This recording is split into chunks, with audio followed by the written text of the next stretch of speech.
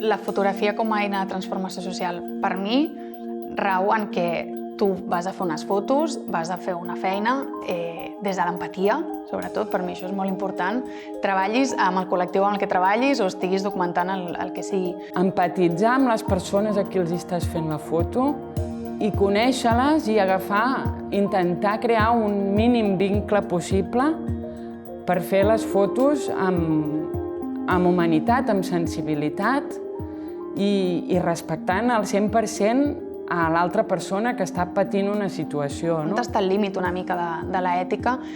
Quina imatge puc fer per explicar aquella història i que no estigmatitzi aquella persona, aquella comunitat i que no col·labori en aquest morbo, en aquests estereotips també que moltes vegades veiem reproduïts per premsa i per la fotografia. El problema principal és que les feines ben fetes et comporten molt temps i estan molt mal pagades. I com a punt afegit, les dones encara ens costa més. Només hi ha un 15% de dones fotoperiodistes, que en canvi d'estudiants el tant per cent és més de dones que d'homes.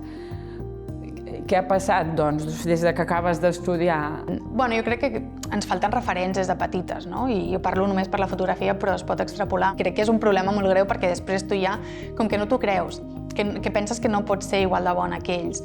I bueno, és un sector ultramasculinitzat i depèn en quin sector de la fotografia treballis, perquè dins del fotoperiodisme hi ha molts homes.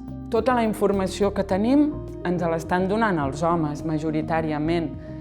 I per mi això és una mancança, perquè també les dones tenim moltes coses a dir.